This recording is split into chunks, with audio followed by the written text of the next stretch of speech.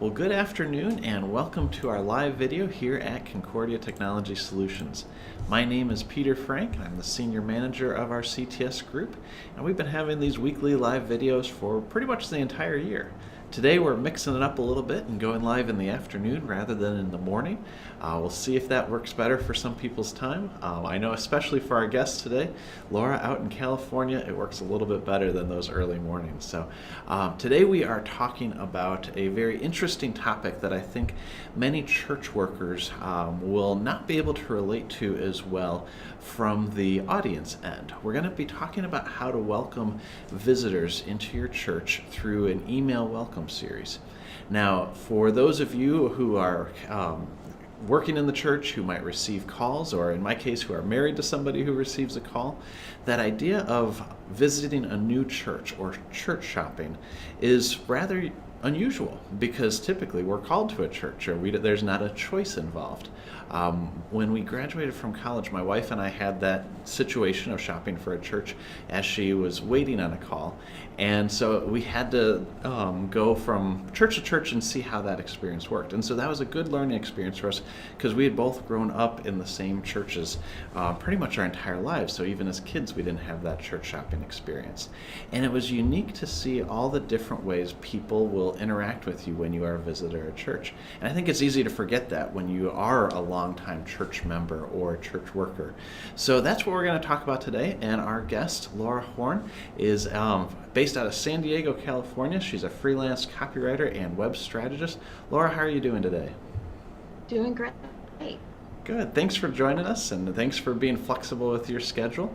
I really appreciate the blog post that you wrote because, and most of your blog posts have been like that, really practical, hands-on examples of how to use technology in a number of different ways.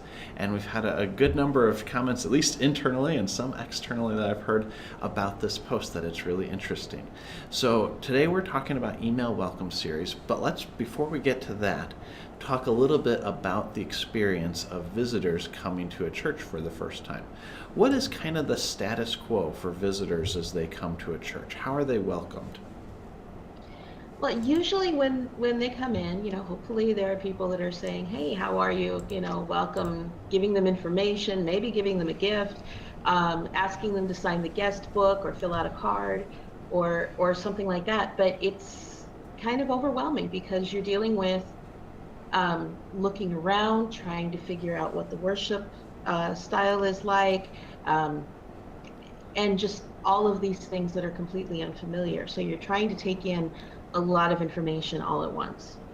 And it's in such a short period of time. I don't know if it's true in your congregation or where you've been before, but I find that first-time visitors usually are just coming for worship and then kind of leaving right away. They're not staying around for Bible study and maybe not even for the fellowship time. So you've got just a slim margin of time where you can actually interact with them. Oh, yeah, totally. So sometimes it's even hard to get over and be able to say hi to someone before they're probably gone. Usually we've got several people that are focused on that, but so somebody said hi, but yeah, exactly. Yeah, at our church, the elders collect the attendance cards, and we have one side's for members, one side's for guests, and so we always know who the guests are, but by the time we're done with the service and we go to find them, they're usually gone. And it's such a shame because we know that they're new and we want to welcome them, but we can't always find them. But what we're talking about today is kind of extending that time frame a little bit. Can you introduce the concept of a welcome email series? And then we'll get into kind of how to do it, how to get started and all that. But can you just describe it to start? Well, you've got the word series there that really kind of defines it. Instead of just one welcome email that says, hey, we're glad you came. We hope you come back. If there's anything that you need, please give us a call, or if you'd like to talk with the pastor, that sort of thing.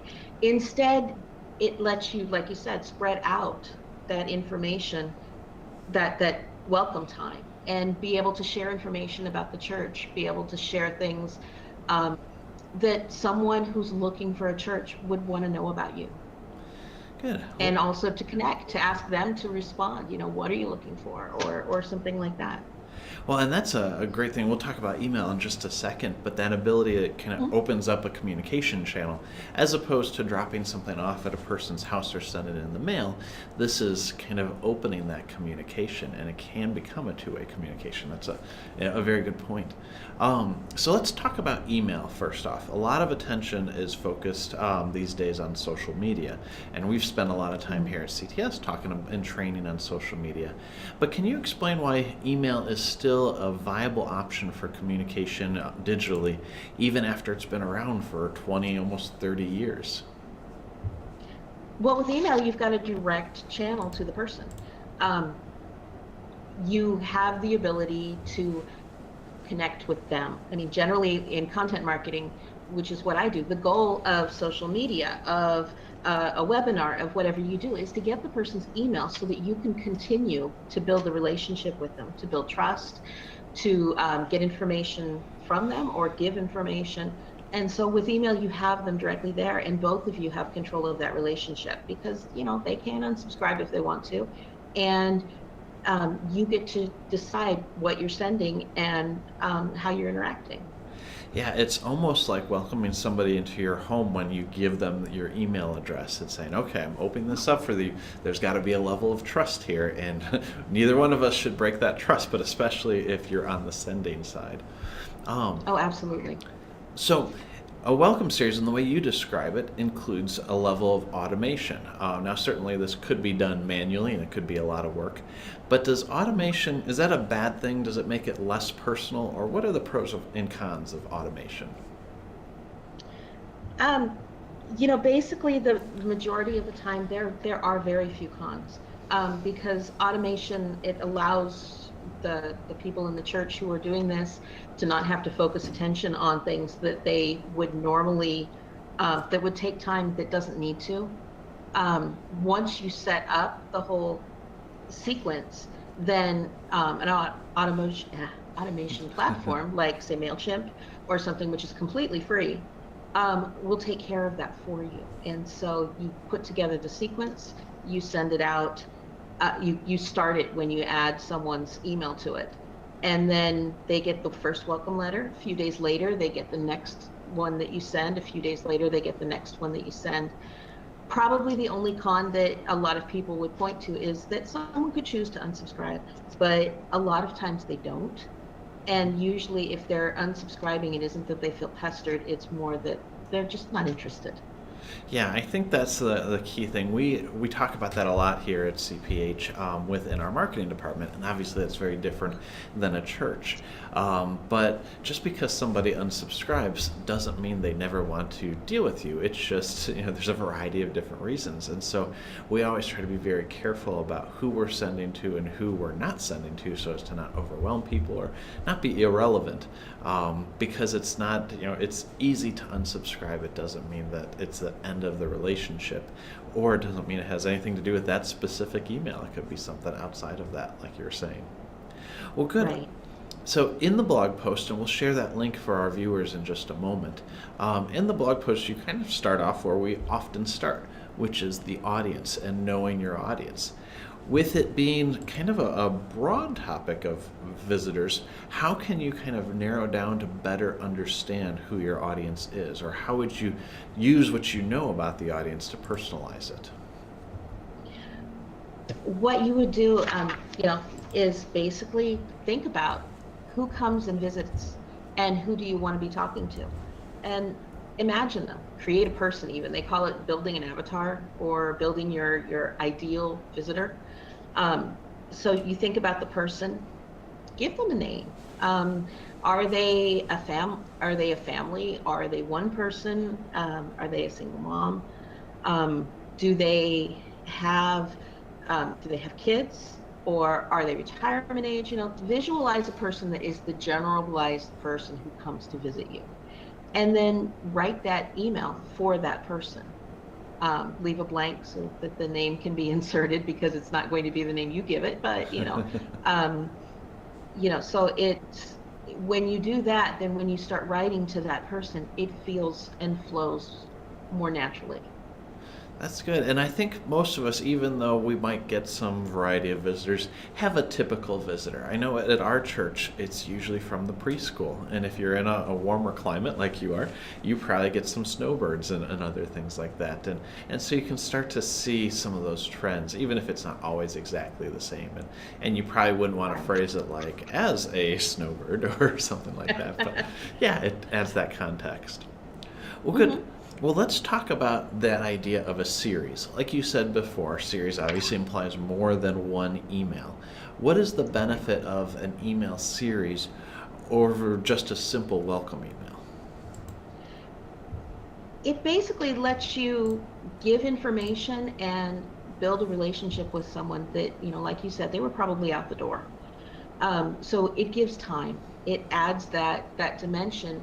And when they're sitting in the pew and participating in the service, and then they leave, there are a lot of things they don't get to know about you besides what's in the bulletin or what was in the announcements or anything. So it gives you the opportunity to share that, to share what you believe, to share, you know, what do you do? What are your ministries? What role do you play in your community? And what do you care about? And what do the people that are at your church treasure about your church? Those are things that you can share and make that a lot more personal so that person gets to know you over a course of a couple weeks. That's awesome. In the blog post, you lay out some of these examples. Could you kind of walk us through a sample email welcome series? What kind of things would you do on the first one or the second one? I know you've got several ideas there, so just kind of at a high level. Yeah, for the first email, I would just send a basic welcome, something really friendly, saying we're glad that you came. We hope that you had a good time. If you have any questions or you want to talk with the pastor, just email back and let us know. And also with that concern that people have that, oh, well, maybe they'll subscribe or unsubscribe if we're bugging them, let them know what's coming. You don't necessarily, generally the thing that makes people feel bugged is that they don't know what's going on. So if you say over the next few days, the next couple weeks even, you're going to receive a few emails from us and telling you a little bit more about our church and some of the things that we believe and what we like to do. So if you include that, then they know what's coming. And they know it's not going to be an everyday thing. It's not going to be something that's going to be persistent and upsetting, and that also it's going to end. And you can even ask them at the end, do you want to be added to our regular mailing list or something like that? But yeah, so that allows you to get familiar with the people and let them know what's coming. So that's what that first email can be about. The second email I would probably send on Tuesday morning, and just because making good on that promise and that conversation. Tell a little bit about the congregation. What's their history? What do they believe? What do they hold dear? If you have a strongly liturgical congregation, you can emphasize that. If you have a congregation that's really strong on youth and children's stuff, then emphasize that and tell people what you like about your congregation and kind of how you see yourselves. And then, the next one, I'd probably wait a couple days, maybe send on Friday, maybe even Saturday, to just remind them that you're here and hey, why don't you come back? That's right. Maybe I'll meet some of our family, have a few people who are in the congregation who, share a small story, add their picture to the email, make it real, make it, there are real people here with real stories.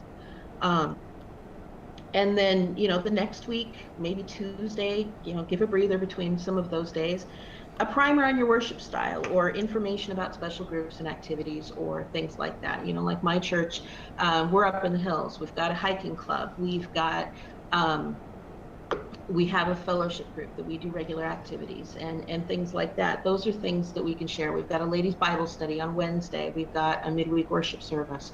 All of those things can go in there. Showing that you're, what you're about, and again, what you value. Email 5, maybe on the next Friday or Saturday, maybe even ask, what can we do for you? Are there any questions that you have? Is there anything that you need or anything that you're looking for? What do you have, what do you want to know about us?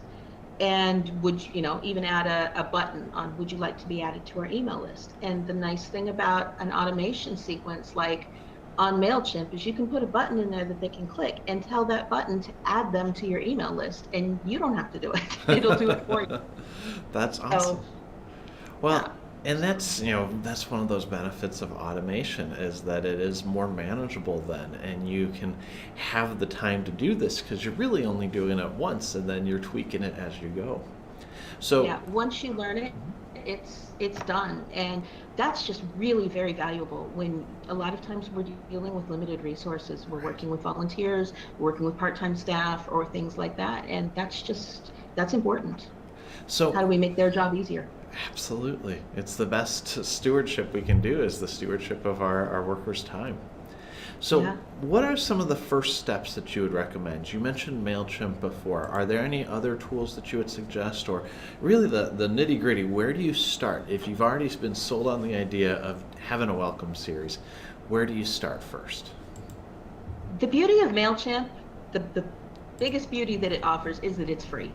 Um, and it has quite a bit of power for a free program. It may not be quite as easy to use as something like ConvertKit or SendLane or a couple of others that you would pay for.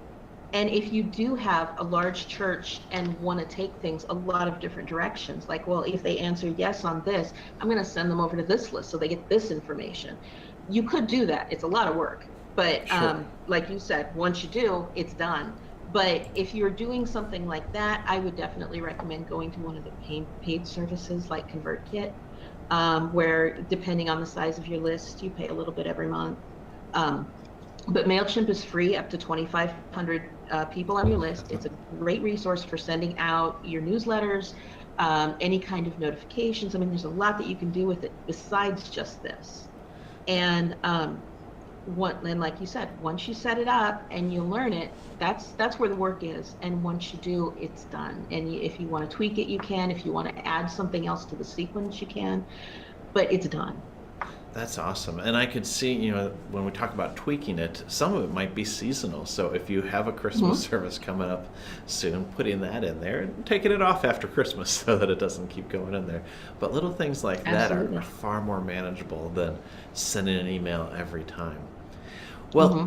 let's talk about some of the kind of final thoughts and how to roll this out. So, what are some things to keep in mind? Let's start with some of the potential concerns others in the church might have. If our viewers are introducing this as a new concept, what are some of the potential concerns that people might have about introducing this email welcome series into the church? I think the majority of people in the congregation probably won't even know it exists, but it's mostly the office people. But at the same time, I mean, some people will be, well, what if they unsubscribe? And again, if a lot of times they will want to hear what you have to say, if they're at all interested. You can also see, do they open, another thing, you can see if they open up the email or not. um, but the biggest thing maybe is that when you have automation, does it still feel personal? And that's something that, if someone is interested, let them see what's going out, and give feedback on it, and so that it's something that reflects the church. It's always a good thing to try to make it as personal as possible, and I would definitely try to spend time um, on that subject line so that it's inviting, instead of just, you could do something like, hey, from Grace Lutheran Church, or something like that, or thanks for visiting us today, yes, or yesterday. But something cute might also work. I think the one I gave in the blog post was like, we were hoping someone special would show up, and there you were. And um, so you can spend time on that, because that's the thing. Each um, Let each part of the email have its job. The subject line, the job is to get them to open the email. The greeting is to greet. The whatever you've decided the body of the email is for, let it do that instead of trying to accomplish 2 or 3 different things in one email. the other thing about the series, doesn't get overwhelming. It's just about one little part. And then tell them what you'd like them to do, even if it's just, hey, keep an eye out for the next one, which will be coming on Tuesday. And, give them an idea of what they're supposed to do with it. Do you have a question? Give us a call. Hey, reply and let us know if you live in the area or if you were just visiting for the visit. But you'll be able to tell that from their address too, on the card. So yeah, that's something I definitely keep in mind. The other thing that I think is becoming more and more important with email is it's still considered good business etiquette to have an @ Peace Lutheran Church or whatever your website domain is, rather than peacelutheranchurch@gmail.com. Google and others often have an algorithm that if they receive something from an email platform like MailChimp and it's an @Gmail or @Yahoo or @Hotmail or @Cox.net or whatever your address is, if it's a carrier, they tend to throw that into spam or into the promotions file, so it's less likely to be seen. And there are lots of ways that you can do that. Concordia Technological Society offers balancing church function names sometimes. Oh, that's okay. Offers something like that. Also, since churches are nonprofits, they can get Google services for nonprofits, and Google Suite is included in that, and that would provide you with the name. Or it could very well be that your web host offers that, just with your email, that you can set up email addresses at your web address. Good. So I think that's probably very important too. Okay, very good. Well, one thing I would suggest too, and I think you've mentioned this and other things we've talked about, is in order to keep it personal, having it coming from a person. We've had great success here at CTS with our emails that are coming from individuals. We can kind of track it and see when it has, the face picture in the signature line and all of that, because it does add it. It makes it a little bit more personal. And I think I've mentioned before, I'll go to conferences or things and where I've never met a person, but they feel like they've got a connection with me because they've seen my face either on a video or in an email like that. So good. Well, any closing thoughts before we wrap up today, Laura? No, I think if anybody has any questions and they want to email me, they're welcome to, or go to the blog post and read about it, and just thanks for watching. Great. Well, thanks so much, Laura, for writing the post and joining us today, and thank you to you, our viewers who are watching. We'd love to hear your thoughts. So like Laura said, you can reach out to her, you can post a comment on the blog, or just add a comment to this video. So stay tuned as we'll continue to have great resources like this here at Concordia Technology Solutions. Thanks so much.